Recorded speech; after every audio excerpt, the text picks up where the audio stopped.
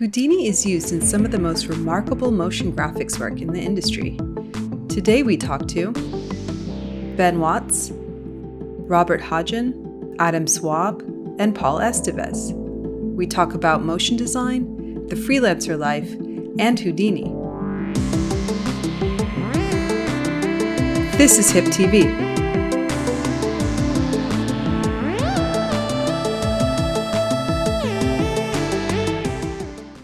Thanks everybody for being here. Yeah, no worries. So Robert, you're up first. Perfect. One of the first things I noticed about your work is your love for maps. Are you using the CVS import or the OpenStreetMaps in Houdini? Well, so for that specific map project, it's all fully procedural. The map elements are being generated in Houdini, so there's no actual data that's being brought in. I started it a couple years ago when I wanted to figure out how to get meandering rivers to work sort of in a procedural way. And so I got that working, but then I shelved the project for a while because I didn't know what to do with it. And then I was reminded of the maps of Harold Fisk, who did a bunch of really beautiful maps from the 1940s. And it just sort of clicked that I should try pushing this river meander more towards a map aesthetic instead of something that was maybe a little more VFX-y. That would allow me to sort of cheat and get away with the flat aesthetic without having to worry about making something that looked sort of natural. And once I toggled over to sort of map mode, everything fell into place, which meant that I needed to create a system for generating roads that looked believable and a system for generating land plots that looked like maybe parceled out farmland, and then just kept adding on to that layer and layer. And I've finally gotten to a point where I think it's ready. And so I'm exploring options for getting these maps printed at print-on-demand shops. Oh, that's so great. So I can finally start selling them. I buy it. Oh, great. One order. Next is this one, which is just fantastic. And what I really like about this is the color, how the contrast is so stark and interesting. Can you talk about this one a little bit? Sure. Well, one of the choices I made was partnering up with some really talented people at my company, because it didn't look like this when I rendered it. The colors were really off, and they said, give us some passes and we'll make it look better. And I did, and it really sort of brought out the punch of that orange over the background gray. That project was originally done in Cinder as a C++ real-time project for an installation for a Samsung store here in Manhattan. And they had a 3-story video wall, and they were looking for content for it. So we made that project as a real-time 60 frames per second experience. We brought in a bunch of data from the New York City OpenGov project, which had taxi routes, and we had to figure out how to get the start and stop points for those taxi routes mapped in a way that made sense with all the one-way streets and side roads. So we wrote some custom software that used OpenStreetMaps and then plotted some plausible routes which would make sense for which route a taxi might take. One last one I wanted to ask you about was Sure. This piece, which is just absolutely fantastic as well. Was this a fun project or? Yeah, this was a personal project. I started working on it around the time that NASA released some really beautiful 4K video shot from the Solar Dynamics Observatory, which is just pointed at the sun every hour of every day. And they put out these really beautiful videos. So that one was built to run also in real time, because the goal was to make it interactive so that you could have this big sun on a touch screen. You could walk up to it and you could spin it. And if you placed your fingers on it and spread them, you can create solar flares. It worked beautifully. Oh, one of the things that really caught my eye was this bad boy, which is so good. Yeah, you gotta have some fun during work, right? Like it can't all be about the money. That's great. Makes me like bacon even more. Yeah, no, is that even possible? I feel like it's like the sizzling also has like blooming effects on it. Like the grease is like shimmering and in a very nice way. Fats never look so good. It's sexy. Oh Sassy man. bacon. When I knew I was going to be on this, I did not think you were going to reference this project. So You there we go. Dancing bacon comes back. know you're going to be known as the sassy bacon guy now. Yeah, there you go. Another part of your work that this pillow thing is strangely satisfying. I find it a little mesmerizing to watch. And it's a perfect loop, and your color is in general quite balanced. Do you plan your color out in advance? So this particular one, I did the simulations, and I actually didn't like the simulation. And so I was chatting to a friend of mine, and I was like, yeah, I did this. And it took me literally, I think, an hour and a half, and I was playing with some vellum inflation. And he was like, oh, give it to me. I want to try some things with lighting and rendering. And so I gave him an alembic, and he threw it into cinema. And so he came up with the color palettes and the lighting. And it went viral. It went like the only post of mine that's ever gone viral is like these pillows. That was a 3-hour collaboration with me and my mate. Oh, that's awesome. Yeah. One of the things about your style is just this whimsical nature and palette that's pastel, but not too pastel. You have little punches of color here and there. This one is fun. The shoe that got stuck in the purple goo. Oh, yeah. Yeah, the happy creature with the... Those fries look fantastic. They do. I was going to say something about your work too is the tactile. There's a tactile quality to it. This one's really great. Can you talk about your inspiration for this one? Yeah, that was super funny. Like I tried a bunch of like VFX waves, like doing something real, and I failed just miserably because my knowledge of Houdini is just like not there.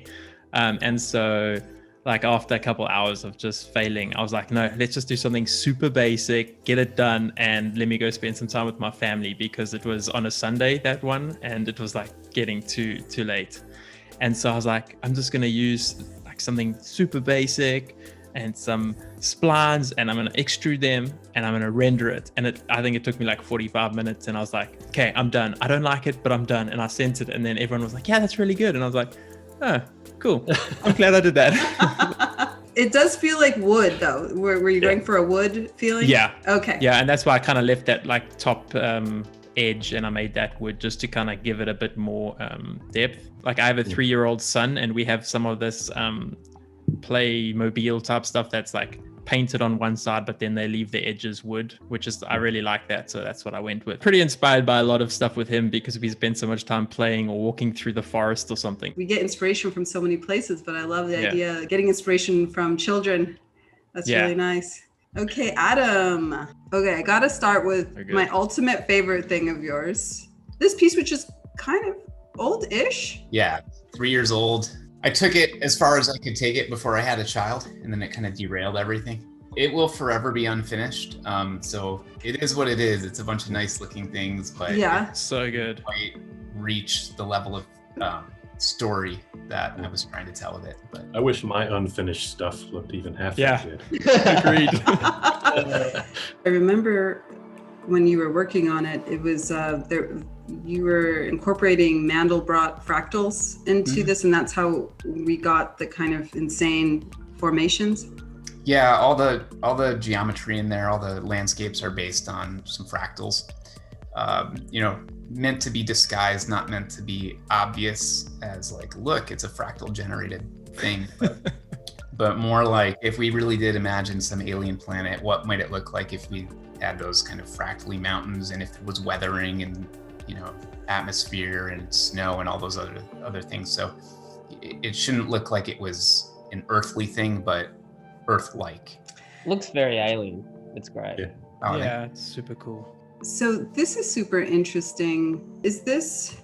Yeah, I can tell you a little bit about that piece. That is a piece that was done for Utada Hikaru, and it was directed by Andrew Thomas Wang. So a lot of the direction for it was from him, and there were a lot of visual inspirations that came from things that he provided. But in overall, description of it is it goes with a concert. It's background stuff meant to synchronize to the music. So I think this particular spot here was actually synchronized to her music using chops or something like that, where it was audio reactive. I wanted to talk more about your recent work. Like, this is more after So you're on your own now. Yeah, this is the stuff I care about. Yeah. Like, just to separate some stuff for a second, obviously you're doing this stuff for clients, you're at the client's mercy and their whim. You know, you might make something that you think is good and then it gets shelved or it gets killed, or it's not the direction that they necessarily want to go in.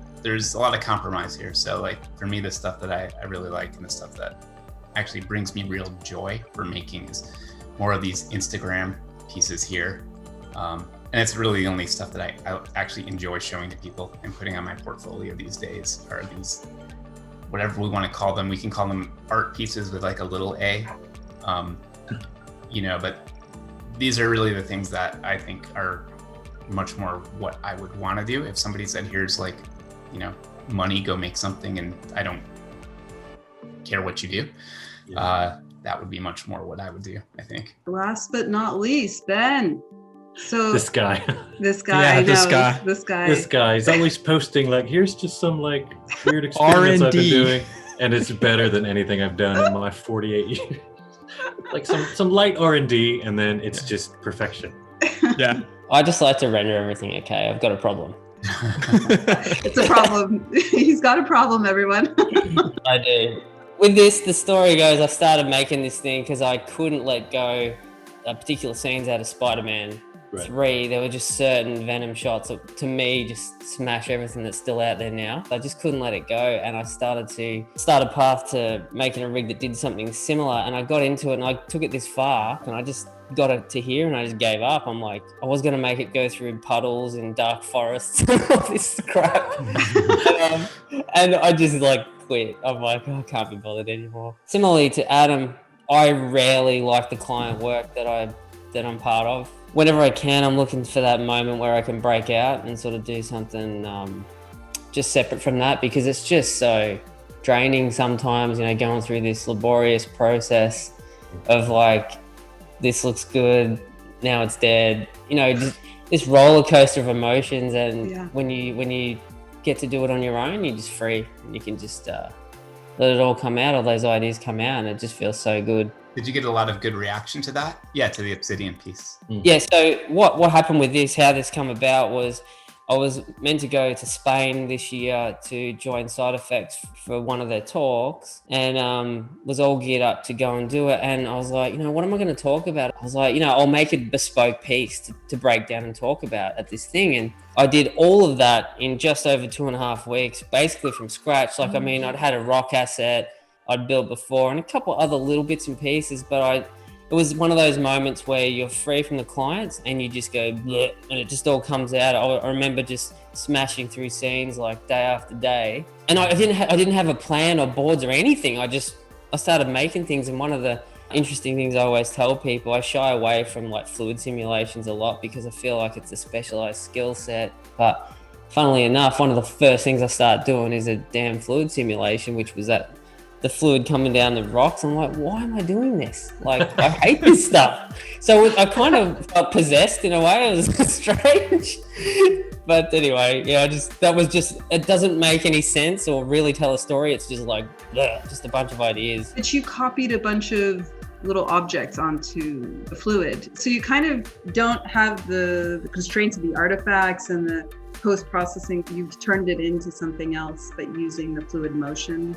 Yeah, use the fluid motion to drive the little shapes. It just was really, really fun. And by the end, I was like, I gotta do more of this stuff. Like, instead of like nearly 3 weeks or whatever this time, I want to do this over 6 months and see what I can come up with, and even pull in a couple of other guys and do a collab, and, you know, getting all excited. And then reality hits and you're screwed for the next year, just booked work on things you kind of like you're invested in, but it's not the same. Like, and again, I'm sure you guys understand what I mean. The difference between working on your own stuff and the client stuff is it's two different worlds. It is hard to work with clients. It is an emotional roller coaster. And do you have some at least that are like, I feel good, they're mostly going to like what I do, they're not going to change their mind a million times, they trust me? Well, I'll say that I love getting to work with such a diverse bunch of people. I'm in and out of so many different studios every year. I'm meeting all different types of people, and honestly 99% of those people are just awesome. It's just that I'm probably more referring to the hard times, not necessarily with the studio, but just that studio agency relationship and the push and pull there and the frustrations there. I mean, it's not even anything to do with people not being happy with what you do. It's more like they're nearly always happy with what you do. It's just, you know, at the top, it's getting killed off and changed and jigged around and, you know, that sort of thing. So the general experience is, you know, particularly with the people and the studios, is fantastic. It's just, you know, you just don't have that when you do your own thing. You're like, I'm going to do this, and that's what I do. It takes me back to when I first started learning Houdini, and, you know, that real excitement of exploring all the different parts of it and seeing what you can do, what you can create without just being, you know, pigeonholed into a certain direction. Mm-hmm. So it's just that balance, you know, in your life, trying to find the best way you can get through it and work and all that sort of stuff, but definitely not all bad. For me, lately, I feel like the experience always starts out great, but then you hear the client say that they want the project to be art forward. And that's when I start to get really nervous, because as soon as they're like, we want you as an artist, feel free to express yourself as an artist. And so then you spend a week working on the type of work that you're known for. And then they're like, I don't know, like the logo really should be a part of it. And here are the colors, here are the fonts, and we don't like anything that you've done so far. So, you know, they lure you in with the words art forward, or we want this to be an artistic project. We want this to not feel like a commercial, not to feel like branding. We want this to be an expression of you. And, you know, I'd say 90% of the time, that's not what they want. That's just how they can get good talent on the project. I mean, it's a problem when communication, everything's not in sync. All the stakeholders aren't at all the meetings. Like, I deal a lot with commercial agencies, and I'll kind of couch the statement by saying I've worked with some really good ones and some that have not been so good to work with. So I'm not trying to lump everybody together in case anybody's listening. But there's a little bit of a generational thing where you've got people coming into these agencies, because it's a horrible, horrible life that they're living. They're working like, you know, 12 hours a day, every day, nonstop in the weekends. It's really an awful life. And so it's attracting kids right out of college, 22, 24, 26-year-old people, you know, art directing or creative directing commercials at agencies. And the generational issue is that that's a generation that grew up with internet and smartphones, and I get what I want right now, you know, at the push of a button. But, you know, our generation is a little bit more of the, okay, we have to wait for everything. And even at doing computer stuff, you know, like you've been here, you've been waiting on renders. We know how long renders take, but you've got people who don't understand. So they change their mind 1 minute to the next, several times a day, sometimes, you know, redirecting you and expect you to turn stuff around. And part of that to me is like a generational thing of just, that's the expectations, because that's what they've grown up knowing is reality for them. What do you think it takes to be a good motion designer? Like, what are the ingredients? A good eye, I'd say, straight up.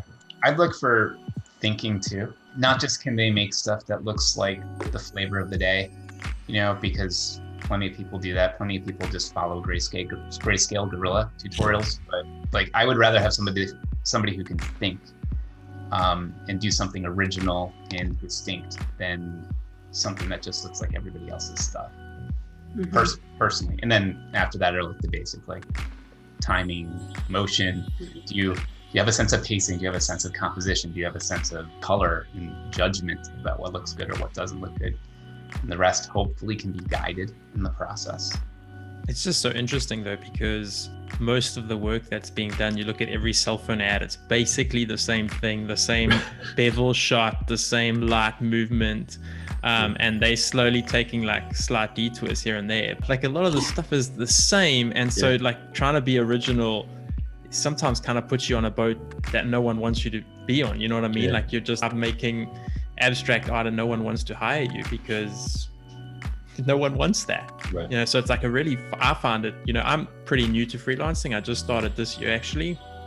And so I'm finding like a lot of the stuff they always say, you know, like make the work you want to be hired for. So I did a whole bunch of like cool abstract stuff, but no one wants abstract stuff. You know, like I get hired for stuff that's not that. So I find like you make stuff that's like different and unique, and people may not want it, and then you're just kind of on your own. Yeah, I know what you're saying though about the all those spots, like the shoe commercials. You know, I've worked God knows how many. I'm sure you guys have worked on some as well. It's like, you know, we really want to be original with this one, but here's some Simon Holmdahl. Let's see this. See this Man versus Machine one. That's what we want. Well, that's the year 2019 and 2020 was every pitch deck had the Nike Air Max. Oh my God! Included in the deck, and it was like, you know, we're Gatorade or whatever. You know, just do what they did, but do it for our product. Nothing more debilitating than that. Life balance. How do you guys, you know, not go insane? Enforce limits early and often. Having a really good producer helps so much. Having someone to sort of handle that level of client interaction just makes our job so much easier. I shouldn't be the person that's talking directly to the client about deadline issues, because I think they would just be like, all right, not this guy. We'll go find someone else. I've been doing this for a long time. I'm not really in it anymore to just work 14 hours a day and love that and feel like I'd never want to leave the studio. You know, getting regular exercise and a good sleep schedule and all those things is just a much healthier way to live. Yeah. And, you know, most people will discover that when they're in their 30s.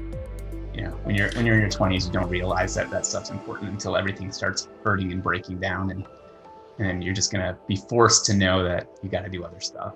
I think for me, the struggle is trying to like figure out like how much value I'm giving them for how much I'm charging them. And I always feel like I'm not giving enough, so I need to give them more time. And it's just trying to like balance that out, you know, like you look at Ben Watts, you look at Adam Swaab, and you say like, if they're working 8 hours and I'm working 8 hours and we're charging the same, you know, am I giving as much? So maybe I need to give more time to make up for it. And it's just trying to like balance that. That's kind of like where I'm at, trying to figure that out and trying to figure out, you know, how much value can one give in a day, and is a day, my day, the same as somebody else's? Like you said, like a 20-year-old's going to work 12 hours. If I'm only willing to commit to 8, am I going to get booked all the time? Or are they going to just go with a 20-year-old who can give them an extra 4 hours? I mean, I found it a challenge to figure that out and to balance it and to know like, hey, I need to go play with my son now. But this project is like, I need to put more work into it because it's not done. Well, you bring up an interesting point, because where does the value lie? And we all talk just now, I think we all can agree that people are booking you for your eye. Is it really the hours that you put in, or is it something distinctive about you? And I think that you're getting booked for something that is not time-based. I was just going to add to that, like people like actually tell me it's for my eye. Like that's when you asked the question and I said an eye, I only say that because, you know, sometimes you wonder things throughout this career, like you've got ideas about concepts, but you don't actually ever get an answer. But I hear that a lot. So that's, you know, I mean, it's good to know like what it is they specifically came to you for or whatever.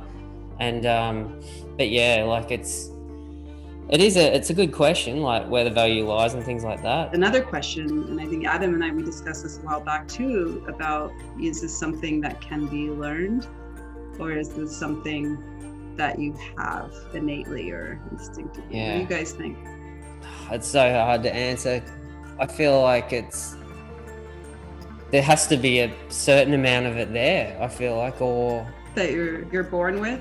I guess so, yeah. Like, I don't know if you can absolutely learn it from scratch, but that's just my opinion. Like, I feel like there's just, like, if I think of just certain people I know, and I was to try and put them on the computer and show them a bit about, you know, art and design and things like that, I just feel like there'd be certain people that I just wouldn't be able to make click with this. And I guess that speaks to some of the people I've even worked with, more so in studios and whatnot, tried to, like, take them through certain tasks. We've tried to achieve certain results, and some just get it, and some, it's not going to happen. So how many hours did you spend growing up drawing and painting and doing things with colors or crayons or whatever, right? If you were like me, or probably like Robert, or I'm guessing Paul, it was thousands and thousands of hours. Some people chose to do that. Some people chose not to do that. It's just an interest in or whatever. So much of it is just the hours put in, Yeah. We just happen to gear ourselves toward that. I wouldn't say that I had an innate ability. I'm watching my 3-year-old pick up crayons and color them with her fists like this, and I know she doesn't have it born into her. These are things that we grow up learning because we simply do the work. And art is one of those things that I think if you took a grown-up, if you took somebody who was 22 or 24 and had never gone to an art school, and you said, okay, for the next 400 days you're going to spend 8 hours a day painting and drawing, you would end up with somebody who started to develop an eye, especially under instruction. So it's not like, I don't think that it can't be taught at all. I just think it's a question of motivation and hours spent and willingness to learn. You're onto something there, because I did a lot of that as a kid. I never thought about it before. I had a grandmother that was a really good oil painter, and loved to draw and all that sort of stuff. And I guess you're right, you don't clock those man hours, so to speak, when you're a kid. You're just doing it like day in, day out, and that stuff really accumulates. So the flip side for me is I never drew and painted when I was little. My dad was a electronic technician, and I used to spend basically every weekend and every evening with him, like fixing old TVs and VCRs, and like I was a very technical kid. And if you look like at my early art, it was bad, really bad. And about a year ago, I met a guy, Rolando Barry, who's just like insanely talented at composition, lighting, materials. He's got that eye, and he had it from day one, like he was a photographer. And so I would send him every single piece of art that I did, and I would get him to like critique it and help me and get better. And I don't think I'm like amazing right now, but I think over the last year, I've gotten incredibly better just by like constantly looking at reference. And he would say, no, go browse this. Look at this. What did they do?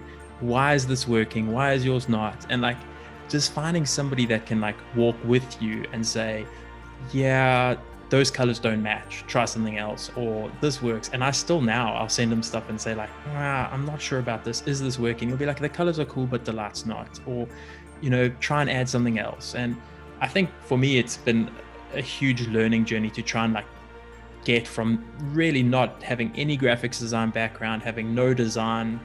No one in my family knows design, no one in my family can draw, and then like really putting myself through the paces to learn it, so that I'm not just a technical artist that can do some sims, but I can actually put some materials on it too. There is hope yet. Yeah. You're not all screwed.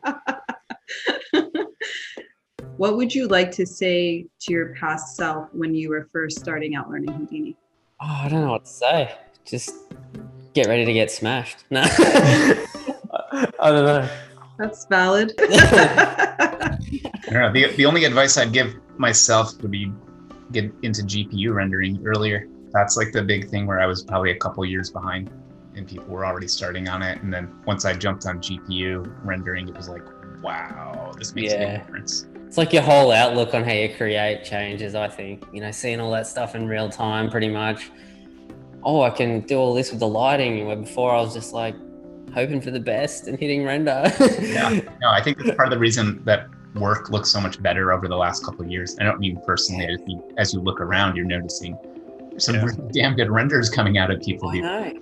Agree 100%. I reckon it's fully down to that sort of thing. You just, again, freed up creatively. And I feel like a broken record. I always say this on these interviews and stuff. Zero code experience for me before Houdini.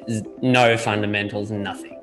I did jump into learning some basic stuff fairly early on, but I just wish, I'd had a little bit more of that before I got in there. Not that, I feel like it's insanely important to know a ton of code in Houdini, because you can get a lot done without it, but it's just so helpful, to just know, a few functions here and there just to get day-to-day stuff done. And it's just, I say this because I come across a lot of artists that are just dead against wanting to push themselves into that uncomfortable area, where I just found for me, once I did, and I was fully on board with it when I got into it, it's just it's a lifesaver in many situations.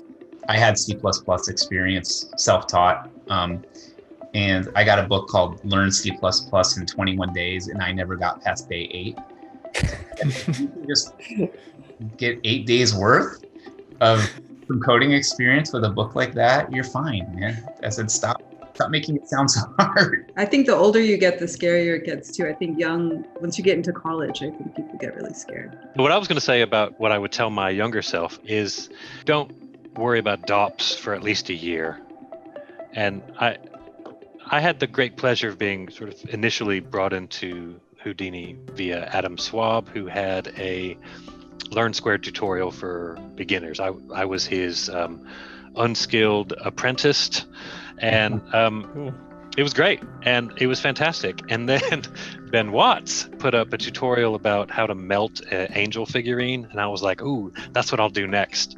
And that set me back spiritually for quite a while, because I realized I'm so sorry. Can I just apologize to everybody out there? No. It made me realize that I was trying to learn how to run before I could even barely stumble.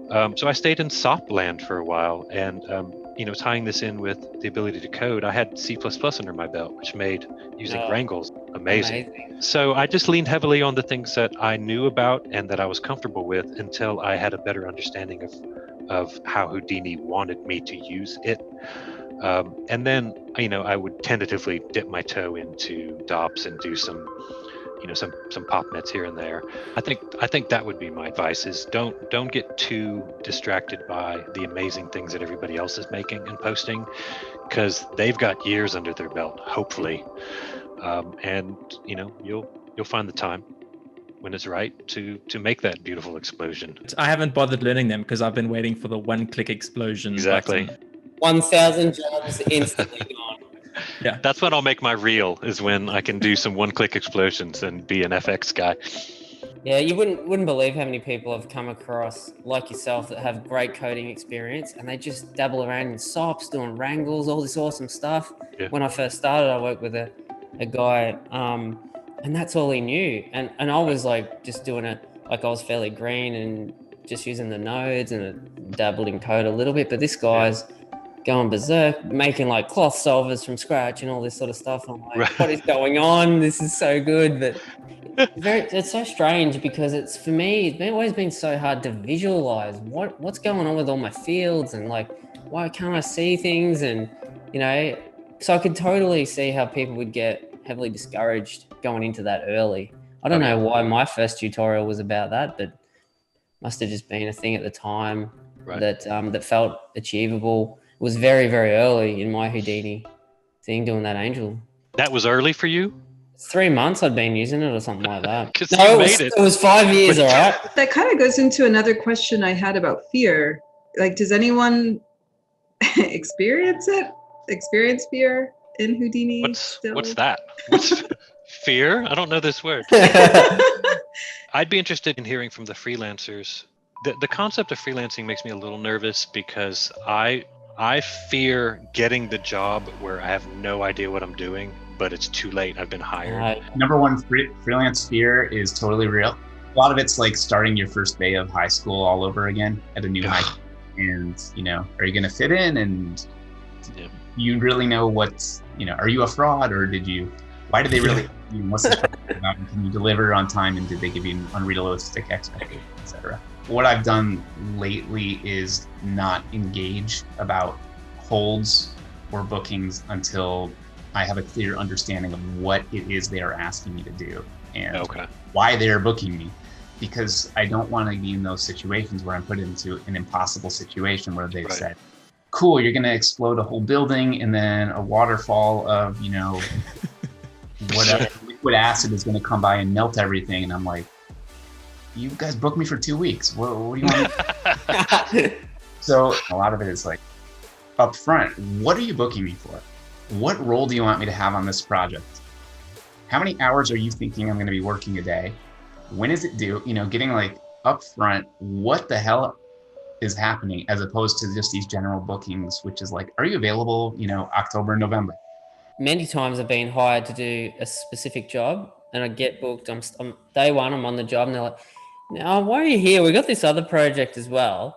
And I just roll with it now. Like, if it's not some ludicrous thing, it's fine. But yeah, I do all the due diligence as well, trying to get as much info about what's expected. I have to say, honestly, these days I don't really have any fear. Like I feel like I've worked for that many places in such a short amount of time and gone in and out of God knows how many scenarios with a couple of guys to like so many guys, to different big pipelines, small. I've had to adapt or die, and I've got a lot of tools built. I've got a lot of hip files that I've generated over the time. I feel like I've got most bases covered in effects in general, which, I mean, of course, there's things always coming up that I haven't done before, but if I haven't done it, the chances are I've done something that's could be part of it, or there's a starting point. So I actually really go in really confident now, and yeah. I mean, they can lean on you and be like, this has to be done by midnight, but at the same time, you're just like, it's not my company. Yeah, that's not gonna happen. I don't know. Is not a creative director anymore. To me, it's a lot more freeing to be like, look, I got my role.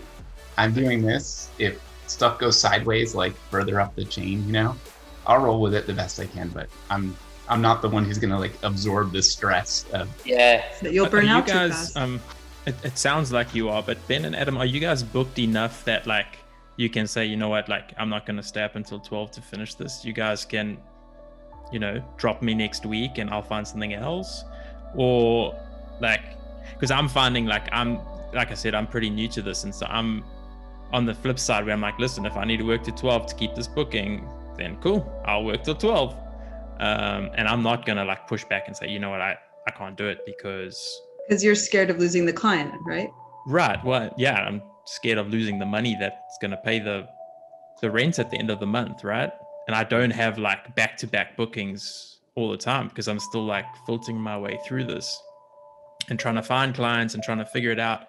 And so like, is it a matter of like getting enough clients that you can start having a hard shell and saying, hey, you know what, I have boundaries, I have a kid, I'm going to leave at 5. And if the project is 2 days late, well, that's on you. The deadlines never change. So you're never going to find any company that's like, oh yeah, we'll just push the deadline 2 days. That doesn't really work like that.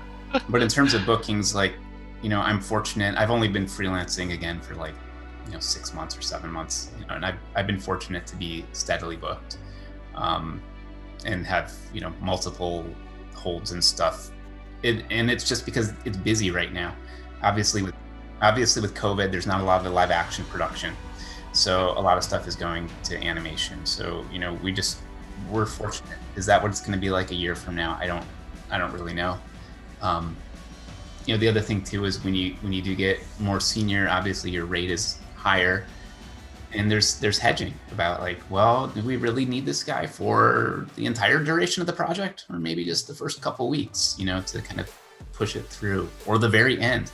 A lot of times people like Ben or myself, I'm sure this happens to you, Ben, is you're called in as a cleanup artist, which is basically like shit's gone sideways and it's the last week of the job. They're willing to pay whatever to have somebody who knows what they're doing come in and just right the ship, or get the shots done because the junior artist didn't hit whatever it was they're trying to hit. So I've been freelancing now for around 5 years. Always been Houdini, and I've been really fortunate since I started. It hasn't stopped. I've always had back-to-back, multiple at a time, a lot of the time, which isn't good for your health and all that stuff, but I've really dialed back nowadays. I'm trying not to work past about 6 p.m. every night. That's about the limit. Sometimes I'll go a little bit longer depending on what needs to be done. Don't work weekends anymore. Haven't done that for a while. But I would say, honestly, on any given week, I'd probably have to say no to about 3 to 5 jobs a week. Wow. I just don't have the capacity. Like, it's insane. Like, this has been on my mind and a problem for quite a while. It's disheartening because a lot of these studios that are looking to get you for these jobs, you know, they're either people you've worked for in the past and you got that good rapport, or you have these new opportunities and they're really big names and some of these jobs are really interesting, the briefs and things, and you just don't have the capacity, which is probably, yeah, it sucks. Like, it's not a good part of the job. But at the same time, you can't kill yourself. So you've got to have the balance. Like I said, I've got 2 young boys as well. And, you know, they need time with me just like the rest of the family. So you just have to figure it out. Do you feel like you could have had a work-life balance from the very start, or did you kind of have to kill yourself in the beginning before you got to where you are? No, I've never really done crazy hours. I reckon I killed myself more so at the start learning Houdini. I was that into it. I was sitting up till like 3 a.m, just wanting to absorb like a sponge as much stuff as quickly as I could. And the work was easy in a lot of cases after that. Oftentimes I can just say, if these guys are wondering too, like if you've got, say, places you want to work for on like your wish list, like big name studios and things like that, try not to, you know, stress too much about getting to that, because a lot of times, you know, what you think it might be and what it really is not always the same, you know, the same thing. Sometimes it can be really tough and the expectations will be quite heavy. So you just got to manage that, and, you know, don't be afraid to say no to people if you have the feeling that, you know, maybe something's not right about this one, or, you know, there's not enough information, because it's critical to get a good description of what your expectations are before you dive into these things, as Adam touched on.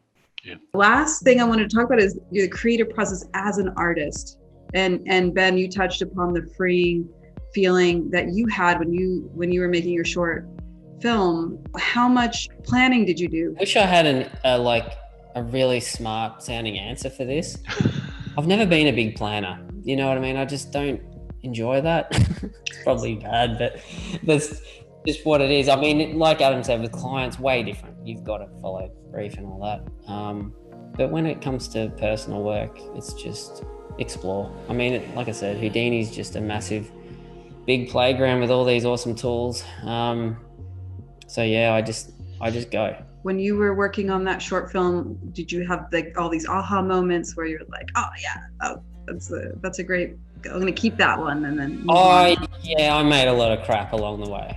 And I think the key thing for that spot, for me when I went in, was I wanted to make nice lighting. Like, I'm always trying to get better with my lighting and rendering, because that's not, you know, something I've spent a lot of time with prior to probably the last couple of years. So I wanted to make it dark, dramatic, and volume, like heavy volumetrics, just something. I don't know, I'm always drawn to the darkness of art. I don't know why. It's a certain mood, right? Yeah, I love horror movies, and in art, I like drama and things like that. You know, you see a lot of the spots, beautiful spots that studios do, and they're very lit. They're very, you know, these tactile sort of materials and pastel colors.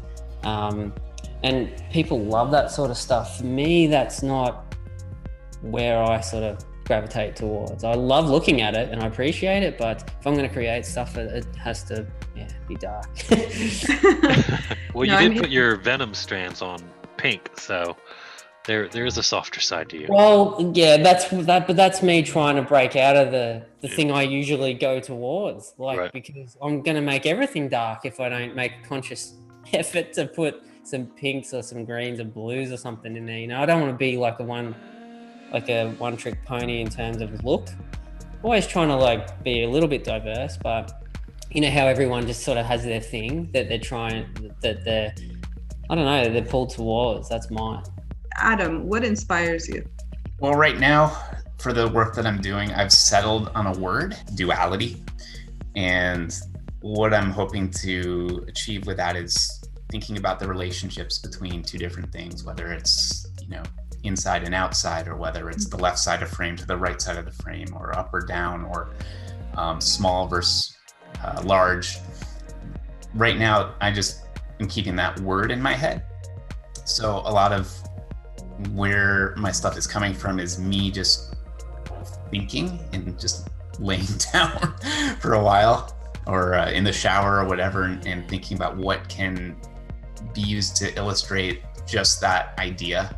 And so that's kind of the inspiration for a lot of my stuff, is just focusing on that word and what are visual ways of talking about that. And then I've put a couple little rules in there for me, which would be like simple shapes, cubes, spheres, triangles, rocks, whatever, but no humans, no real, No rigging. No face rigging. No representational stuff, so to speak, but That's smart. purely keeping it abstract. So that's kind of where I've been at with this, and I'm hoping to get a body of work that ends up being like 15 to 20 pieces that eventually cut together in a 2-minute piece, or maybe not, maybe just pretend it's a gallery show and you've got something that looks like it all belongs together and is part of the same thought process. So that's where I'm at right now. Paul, what about you? Where do you get your source of inspiration from? I really enjoy going outside with my son. And so we end up like picking up logs and pulling off the moss. My son's a lot more destructive than I am. But so a lot of my stuff comes from like the nature, and I really enjoy that. And then I think outside of that, it's just because I'm still fairly new to Houdini, it's mostly techniques that I'm learning, and then I'm just trying different things with it and seeing where that goes, and then throwing some lighting and textures and trying different colors and seeing like what feels good. And like mostly it's techniques or something that I've seen that I'm like, hey, I really want to try make that in 3D. Robert, what about you? No surprises here. Something will catch my eye and I'll think, I bet I could figure out a system for making, infinite versions of that thing. And that's what I've been really into lately. And it maybe on the surface it seems kind of dull, but the concept of building a tool in Houdini that's capable of producing a wide variety of reasonable results has sort of captured my attention lately. I was watching my husband play the Ghost of Tsushima video game, and every now and then you'll come across like this really beautiful Toro stone lantern, and I thought, I like that shape. So I did a little research into the history of Toro lanterns and figured out that I would probably be able to make a system that's capable of generating these things on the fly. And then it just took me down this rabbit hole of like, all right, how do I make these lanterns look worn? Well, and I got to warn the I got to wear away the edges now. So that was like a different path. And then I ended up, spending a really long time figuring out how to do procedural moss, because these things just didn't look right without some moss growing on them. And there seems to be no shortage of things that I observe in my day-to-day life that in some way I'm just like, I kind of want to figure out like what's the skeleton of that thing. Can I build it in Houdini, and then can I do something interesting with it in the long run? Last question. What is your favorite SOP or node besides the attribute wrangle? For me, I think it's the Labs Axis Align, which is so simple. It's so basic. It does the most simple thing, but I find myself using it a lot because it's just the easiest way to center and resize something at the origin. Or the Measure SOP, which measuring curvature is really great for render purposes. So I've been spending a lot of time with using the Measure SOP to give me interesting attributes to play with. I've been spending a lot of time really liking the new sweep node. Finally packaged that bad boy up, so it's really, really nice to use. There's another one, I probably can't think of the name, which sort of uses the same tech. The Orient Along Curve? I think that's it. Oh, Yeah. okay. Yeah, because it's My the same. lifesaver. Yeah, so good. God, we are so geeky saying this, like we're all obscenities about SOPs. There's a lot of good ones, but yeah, lately I've been spending a lot of time with the sweep. We're getting to know each other quite well. My favorite would probably be the VDB nodes, like that workflow. I used to do a lot of poly modeling and just like being super freed up with like throwing shapes and VDBing them is like and it's so fast in Houdini that it's so fun to like build characters and whatever you want to build. It's just so Like cheating, quick isn't and- it? Yeah, it's super fun. I love it. Great for 3D printing as well. If you need Yeah. something to be watertight, just throw it in a VDB. Would it be too silly for me to say test geo flip? Do I seem to What like is? I don't even know that one. His name is that's the name of the little Oh, Rubber toy guy. yeah, his Rubber name, toy flippy. he's in most of my stuff. That or a Taurus. I'm always doing stuff with a Taurus. But if you want a more serious answer, probably pyro stuff. Like I just can't get over how beautiful smoky stuff moves and looks. So I'm always, that's kind of my go-to when somebody says, "Can you make something?" I'm like, yeah, let's just use pyro and throw it at it. Yeah. That's some stuff. That's true. It's very seductive. Well, thank you guys so much. It's been a total privilege for me to be here, meeting all of you and facilitating this incredible discussion. So yeah, thanks again. no, Yeah, thank thank you. you. pleasure. It was fun.